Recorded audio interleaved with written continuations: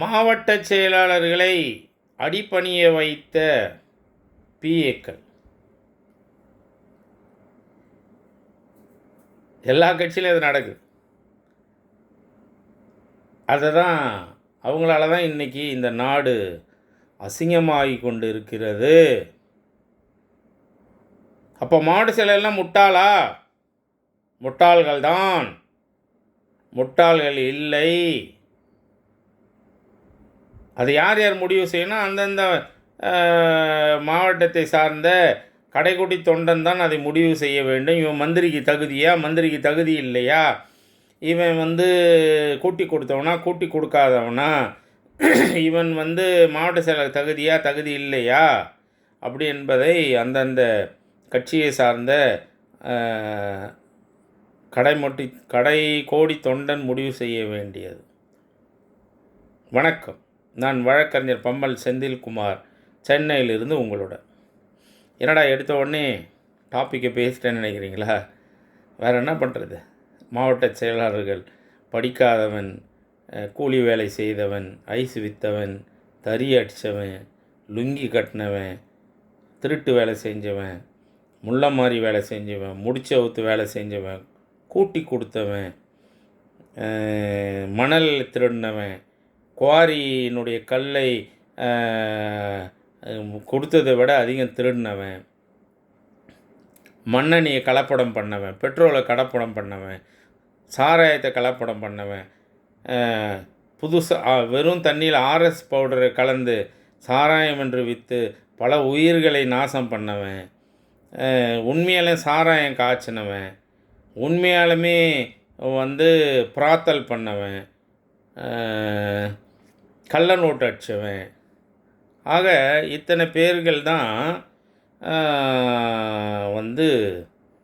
மாவட்ட செயலாளர்களாகவும் மந்திரிகளாகவும் இந்த நாட்டை ஆளக்கூடிய இந்திய ஒன்றிய ஆட்சியையும் ஒரு மாநிலத்தினுடைய ஆட்சியும் ஆளக்கூடியவர்கள் யாருன்னு என்று பார்த்தால், நான் இப்போ சொன்னேன்ல, இவங்க எல்லாம் தான் இந்த நாட்டை ஆண்டிருக்கிறார்கள். மாவட்ட செயலாளர்களாக, மந்திரிகளாக, எதிர்கட்சி உறுப்பினர்களாக, எதிர்கட்சி தலைவர்களாக இருந்திருக்கிறதுன்றதான் வரலாறு. ஆனால் எக்ஸப்ஷனல் இதில் இருக்குது. பல மாநிலங்களில் எல்லாத்தையும் எதுவுமே எனக்கும் கொடுக்காதீங்க, என் குடும்பத்துக்கு எதுவும் பண்ணாதீங்க, நான் முதலமைச்சராக இருந்தாலும் பரவாயில்ல அப்படின்னு சொல்லி என்ன மற்ற மக்களுக்கு என்னமோ அதுதான் என் குடும்பத்துக்குன்னு சொன்ன பெருமகனார்கள் இருந்த நாடு தான். ஆட்சி போனதுக்கப்புறம் கவர்மெண்ட் பஸ்ஸில் போன அமைச்சர்களும் இருக்கத்தான் செய்கிறார்கள் இந்த நாட்டில். அதுக்கப்புறம் மதம், இனம், ஜாதி என்பது அதிகமாக ஜாதி அமைப்புகள் இன்றைக்கு ஜெயிக்கக்கூடிய விஷயமாக இருந்து கொண்டு இருக்கிறது. ஆக நீங்கள் இப்போ பார்க்க போனீங்கன்னா, பொறுக்கி பையன்கள் வாழ்கிற நாடாக இந்த நாடு மாறிவிட்டது. 2026 நான் ஏற்கனவே சொன்ன மாதிரி, ஏற்கனவே நான் சொல்லியிருக்கிற மாதிரி, பிஜேபியும் ஆர்எஸ்எஸும் அஜெண்டா இவிஎம் மிஷின் மூலமாக இந்த விசில் விஜயை 108 தொகுதியிலே அவன் 2 தொகுதியில் ஜெயித்தான், அதோடு 108 தொகுதியில் ஜெயிக்க வைத்து ஒரு கபட நாடகம் ஆட வேண்டும்.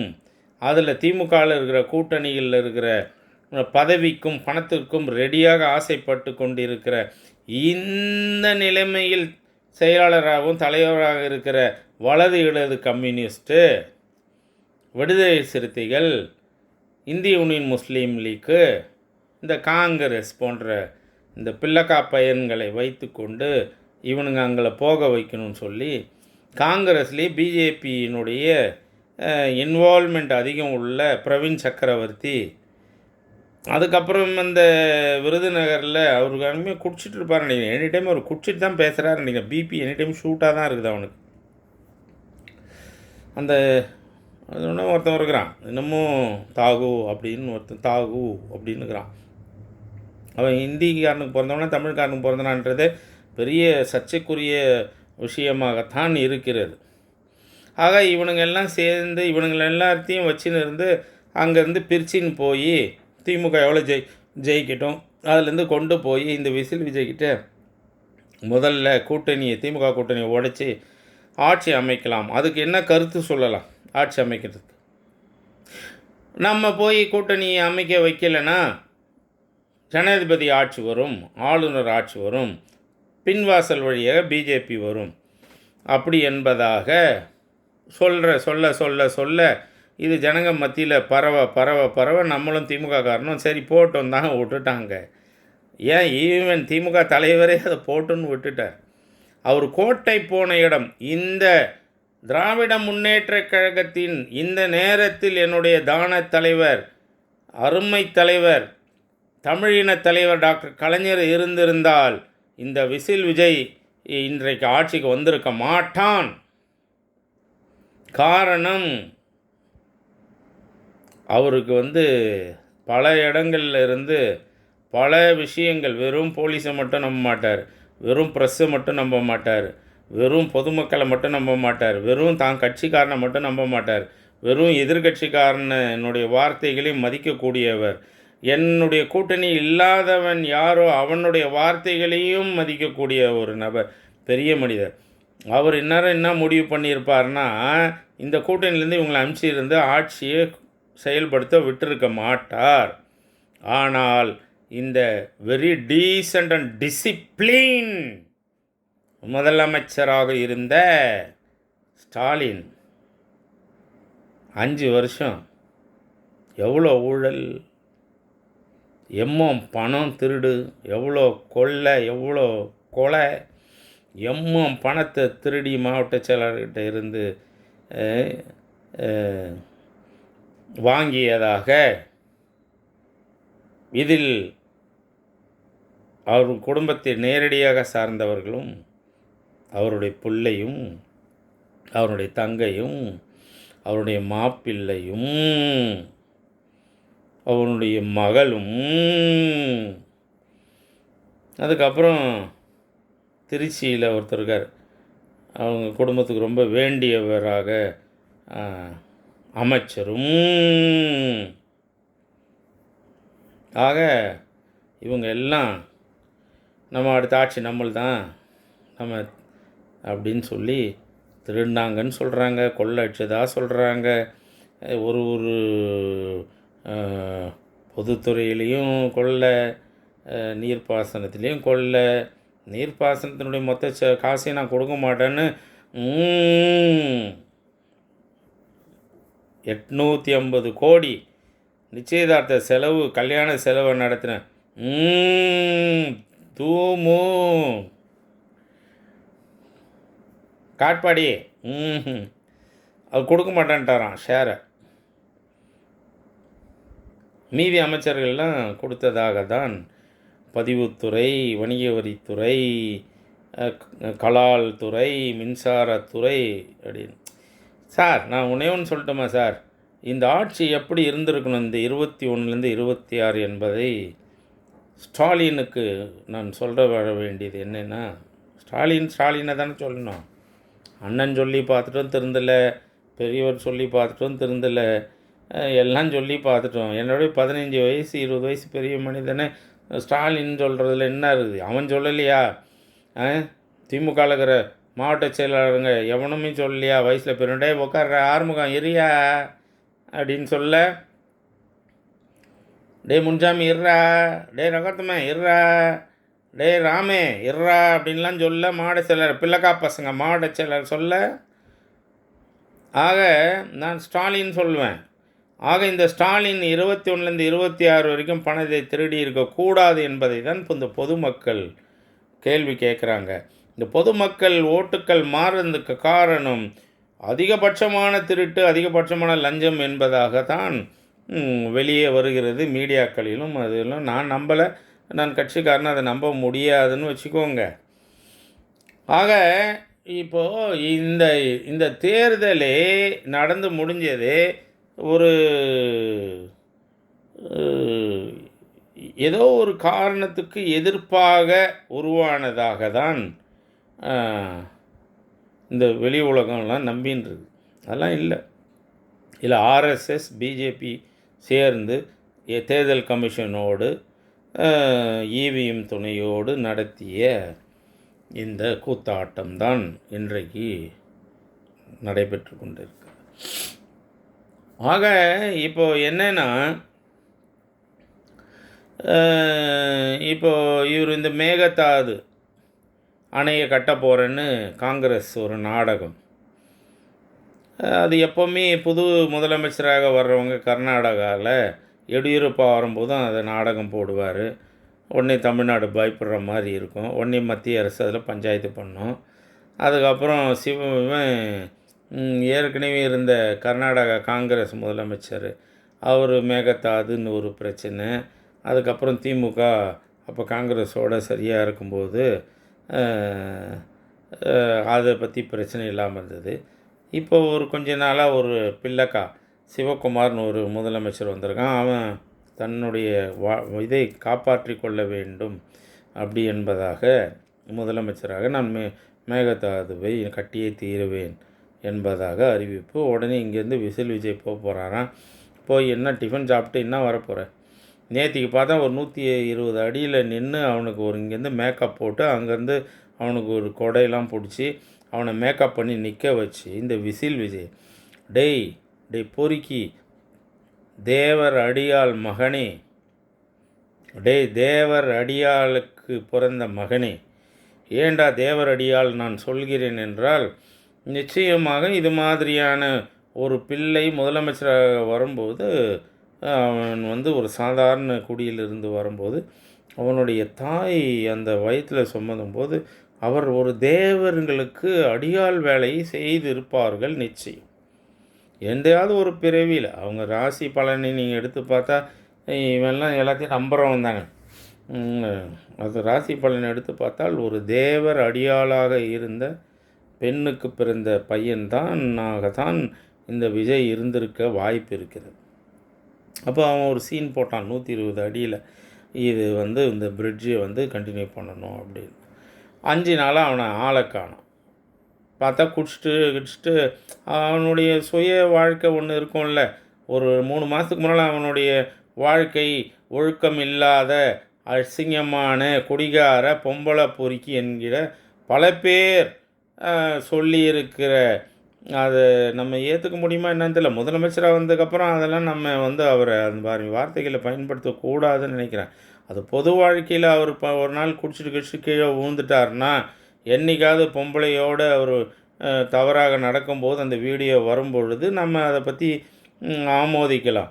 மற்ற நேரத்தில் நம்ம அவரை பற்றி தப்பான வார்த்தைகளையோ அவர் குடிக்கிறார் என்பதாகவோ அவர் பொம்பளை பொறுக்கி என்பதாகவோ நாம் ஒத்துக்கொள்ளக்கூடாது. அதுதான் இந்த தமிழ்நாட்டு மக்களினுடைய நம்மளுடைய ஒரு ஒழுக்கமாக நாம் இது வரைக்கும் செஞ்சுன்னு வரோம். அந்த ஒழுக்கத்தை தான் இன்றைக்கு பொதுமக்களுக்கு நானும் சொல்லிக் கொள்கிறேன். அவர் குடிகாரன் இல்லை, பொம்பளை பொறுக்கி இல்லை என்பதை நாம் ஒரு மனிதனும் நம்ம ஏற்றுக்கொள்ள வேண்டும். அதை ஏற்றுக்கொள்ள வேண்டும் என்பதை நான் உங்களுக்கு நிர்பந்திக்கிறேன். சரியா? ஆக இப்போ என்னென்னா அடுத்தது பார்லிமெண்ட்டில் இப்போது இது குளிர்கால கூட்டத்தொடர் நடக்கிறது. இதில் டீலிமிட்டேஷன் பில்லு இன்னும் ஒரு முக்கியமான பில்லாம் பாஸ் பண்ணாமா இல்லையா, அதுக்கு திமுக துணை தேவைப்படுகிறது. திமுக துரோகம் பண்ணுமா பண்ணாதா அப்படின்னு டெய்லி பார்த்தீங்கன்னா எல்லா நியூஸ் சேனல்லையும் டிபேட் நடந்து கொண்டு இருக்கிறது. இந்த பிஜேபியினுடைய ஒரு பெரிய அஜெண்டா என்னவாக இருக்கிறது என்பதை நான் பல வீடியோக்களில் சொல்லியிருக்கேன். இன்றைக்கும் அதை தான் சொல்கிறேன். பிஜேபியும் ஆர்எஸ்எஸ்னுடைய அஜெண்டா இந்த 2026இல் தாவேகா என்கிற விசில் விஜயை தனியாக நிற்க வைக்க வேண்டும். அவங்களுக்கு ஒரு அறுதி பெரும்பான்மை எம்எல்ஏக்களை கொடுக்கக்கூடாது. ஏன்னா அவனுக்கு அவன் மேலே இது வரைக்கும் யாருக்கும் என்ன, அவன் யார், எப்படிப்பட்ட ஃப்ராடு, நல்லவனா கெட்டவனா, இல்லை சீட்டிங் ஃபில்லவா, இல்லை வந்து தேவரடியால் மகனா அப்படின்னு தெரியாது. அதனால் இந்த பிஜேபியும் ஆர்எஸ்எஸும் என்ன பண்ணுதுன்னா அவனுக்கு ஒரு ஆட்சி அமைக்கக்கூடிய தகுதி இல்லாத ஒரு இடத்தை செலக்ட் பண்ணி கொடுத்துட்டு திமுகவையும் அதிமுகவையும் அந்த இடத்துல வைக்கிறது. அதில் அதிமுகவில் வந்து எனி டைம் இந்த சிபிஐ அதுக்கப்புறம் என்ஃபோர்ஸ்மெண்ட் டிபார்ட்மெண்ட்டில் கேஸ் இருக்கிற அந்த விஜய் பாலாஜி அவன் என்னது 2 பேர் இருக்கானுங்க. கரூர் விஜயபாஸ்கர், அதுக்கப்புறம் இன்னொரு விஜயபாஸ்கர், டாக்டர் விஜயபாஸ்கர், இது மாதிரி ஆள், இந்த மரகதம், அது மாதிரியான கிரகதம், இது மாதிரி ஆளுங்கள்லாம் வந்து எனி டைம் வந்து தன்னுடைய கொள்கையை பணத்துக்காக மாற்றிக்கொள்வர்களை இவங்க நம்ம உடனே விசில் விஜய்க்கு அனுப்பலான்னு இப்போ இவங்க போட்டி போட்டு பிஜேபி சொல்லி இவங்க போன இடத்துல இப்போ உடனே அந்த எடப்பாடி வந்து அவர் அதில் ஒரு செக் பாயிண்ட் வச்சு இவங்க எல்லாரையும் பதவி பறிபோய் விட்டது. ஆக இந்த பிஜேபியினுடைய அசைன்மெண்ட்டு கொஞ்சம் கொஞ்சமாக போச்சு, ஒரு ஸ்ட்ரக் ஆஃப் ஆகி நிற்கிது. இப்போ என்னன்னா இந்த விசில் விஜயை 2030 வரைக்கும், 2029 பார்லிமெண்ட் எலெக்ஷன் வரைக்கும் இவனை ஒரு நொண்டி குதிரையை வைத்து கொண்டே இந்த ஆட்சியை வழிநடத்துத அளவுக்கு பிஜேபியும் ஆர்எஸ்எஸும் செய்து கொண்டு இருக்கிறது. நடுவில் இவங்களுடைய அசைன்மெண்ட்டில் ஒரு ஆள் தான் இந்த ஆடு அண்ணாமலை. இந்த ஒரே ஒரு டிகிரி, பேசிக் டிகிரி படிச்சுட்டு போனால ஆடு அண்ணாமலை, அவன் ரிசைன் பண்ணதுக்கப்புறம் அவனுடைய படிப்பு என்ன, வெறும் பிஏவோ பிஎஸ்சி, அவ்வளோதான். அவனே போட்டுக்கிறான் ஐபிஎஸ் அப்படின்னு. ரிட்டையர்டு ஐபிஎஸ் கிடையாது. தயவு செஞ்சு மக்களை ஒத்துக்காதீங்க. அந்த பொறுக்கி பையன் ரிசைன் பண்ணதுக்கப்புறம் அந்த பதவி போயிடுது. தாசில்தார் ரிட்டையர்டுனா நீ ரிசைன் பண்ணிட்டா தாசில்தார் பதவி போனதுக்கப்புறம் அவனை தாசில்தார்னு போடவே முடியாது. அவனுடைய டிகிரி என்னமோ அதுதான் போடணும். அது மாதிரி அவனுடைய பேசிக் டிகிரி வந்து அண்டர் யூஜி டிகிரி தான் அவனுக்கு தகுதி. ஆனால் அவன் ரிட்டையர்டு போலீஸ் ஆஃபீஸர் நீங்கள் எல்லாம் சொல்கிறீங்க, அதெல்லாம் நாங்கள் படித்தவங்க ஏற்றுக்க முடியாது. இந்த ஆடு அண்ணாமலையை கொம்பு திட்டி விட்டுருக்கிறார்கள். அவர்களுக்கு இந்த அதிமுகலேருந்து பல பேர் வர்றதுக்கு வாய்ப்பு இருப்பதாக அவங்க வெயிட் பண்ணின்னு இருக்கிறாங்க. அது ஒரு பக்கம் அந்த ரூலிங் நடந்துட்டுருக்குது, ஒர்க்கு நடந்துட்டுருக்குது. இப்போ நடுவில் ஒருத்தன் இருக்கிறான், அவனுக்கு அப்பையும் யாருன்னே தெரில.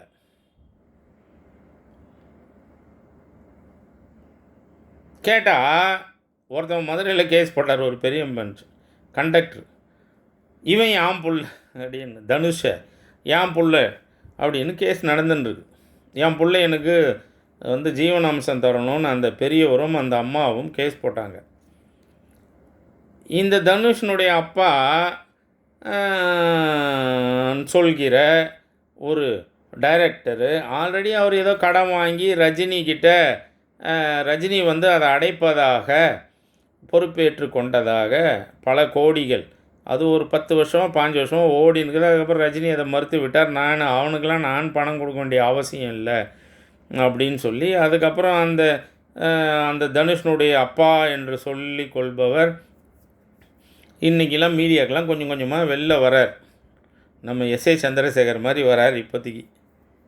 ஆக இவங்க எல்லாருக்குமே பணம் கொடுத்து இந்த ஒர்க்கை செய்ய வைப்பது இந்த பிஜேபியும் ஆர்எஸ்எஸும். ஆக இந்த பிஜேபியும் ஆர்எஸ்எஸும் ஒரு ஊரில் ஒருத்தவன் 2 பேர்னா, நார்த் இந்தியாவில் ஒரு ஆளை மட்டும்தான் கொம்பு சீவி விடும். தமிழ்நாட்டில் அது முடியலன்றதுனால 4 பேரை 3 பேரை இப்போ கொம்பு சீவி விட்டுருக்குது. அதன் பிரகாரம் ரஜினியுடைய மருமகனும் அந்த மதுரையினுடைய கண்டக்டர் கிளைம் பண்ணுகிற தன் மகனாக சொல்லுகிற அந்த கேஸினுடைய அந்த எதிராளியான தனுஷும் இவங்கெல்லாம் இப்போ வந்து அவர் வந்து நேற்றுக்கு ஒரு பெரிய பேச்சு பேசியிருக்கிறார். நான் யார், நீ யார், அது யார், இது யாருன்னு சொல்லி. ஆக பொறுக்கி பையன், குடிகார பையன், பொம்பளை பொறுக்கி பையன், சினிமா பொறுக்கி பையன், சினிமாவில் நடிக்கிற லக்காடி பையன், இந்த திரைமறைவில் நின்று கேமராவில் 15 ஷாட்டு எடுத்து ஒரு ஷாட்டை வெளியில் விட்டு அதில் தன் பேர் காப்பாற்றிக்கிற பையன்.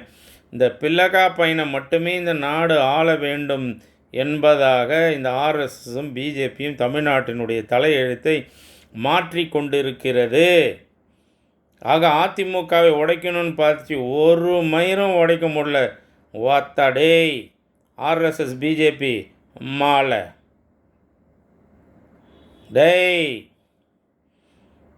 எம்ஜிஆரும் ஜெயலலிதாவும் நம்பினாங்களோ நம்பலையோ, இந்த எடப்பாடி பழனிசாமி தகுதியான ஒரு பொதுச் செயலாளர் இன்றைக்கு அதிமுக கட்டி காத்து வரார். உம்மால டேய். திமுகவும் அப்படி தான். கலைஞர் இருந்ததுக்கப்புறம் இங்கே வேக்யூம் இருக்குது, இங்கே யாரும் இல்லை.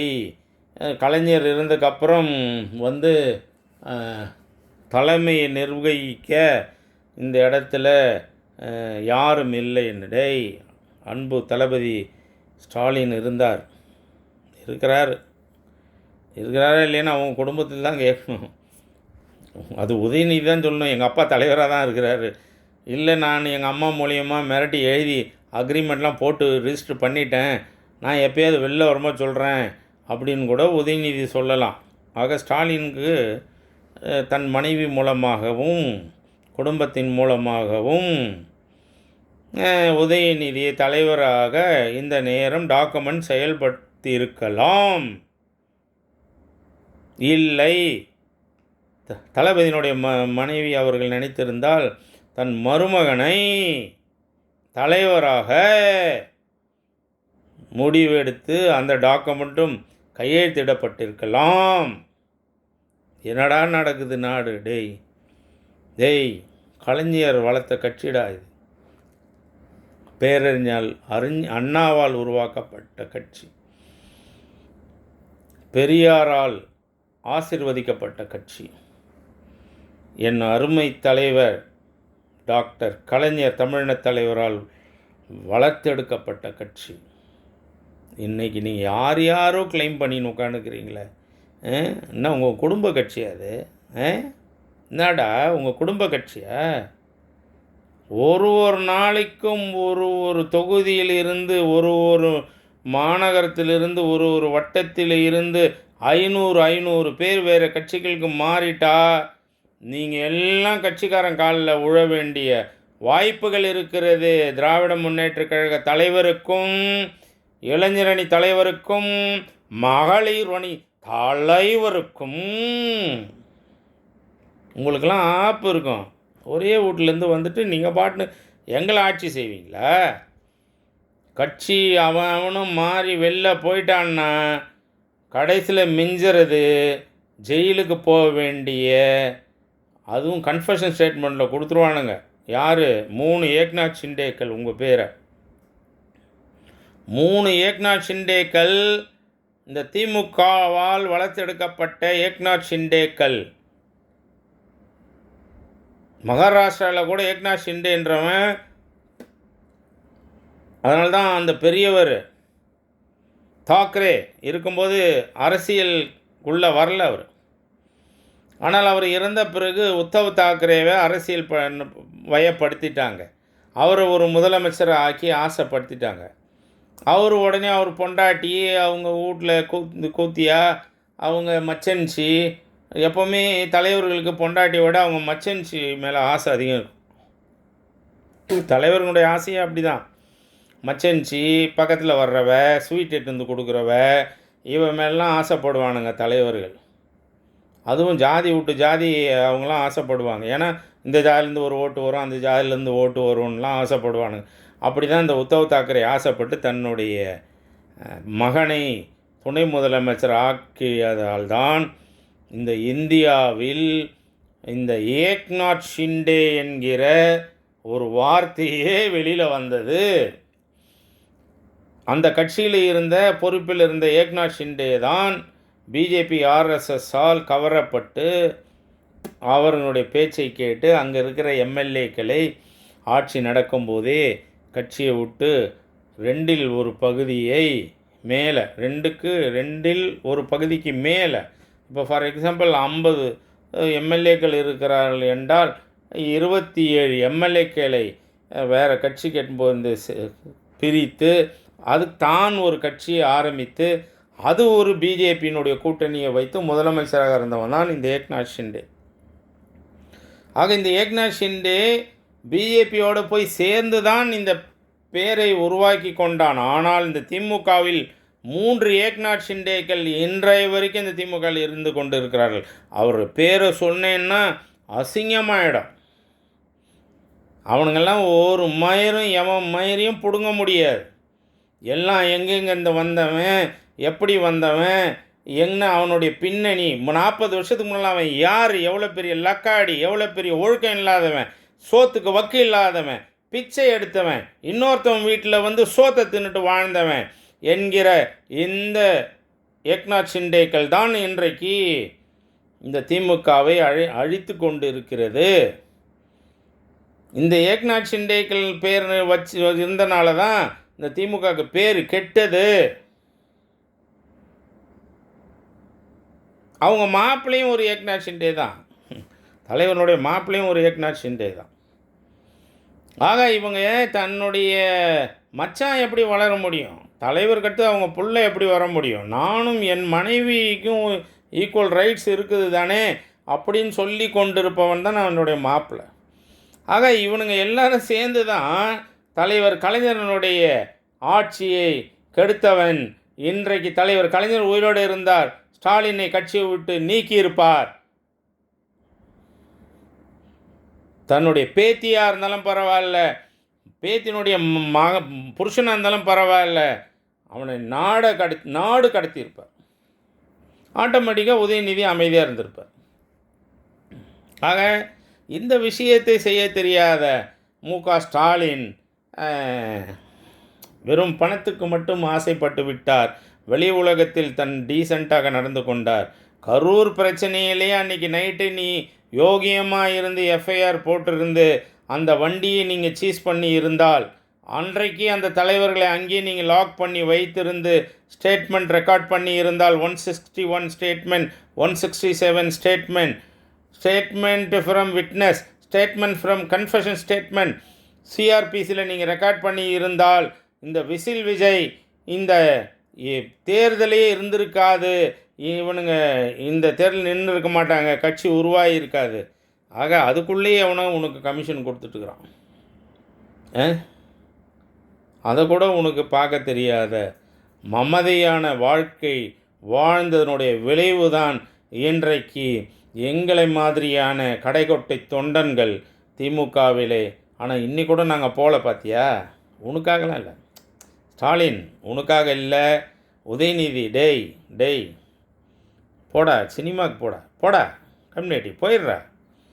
உன் பொண்ணை தனியாக குடும்பம் வச்சிரு, அவன் மாப்பிள்ளையை ஊரை தொர்த்திடு, அவனெல்லாம் இங்கே வரவே கூடாது, அறிவாலயத்துக்கெலாம் வரக்கூடாது, தொர்த்திடு.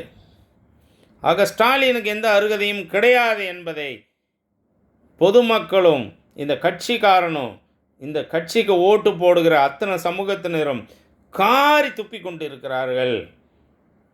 நீ என்ன நடிப்பு நடித்தாலும் நடக்காது.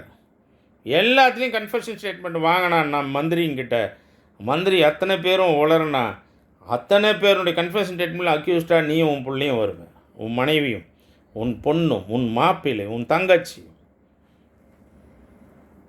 தெரியல நீ எங்கே போய் மாட்ட போகிறீங்க, உங்களை யார் காப்பாற்ற போகிறாங்கன்னு தெரியவில்லை.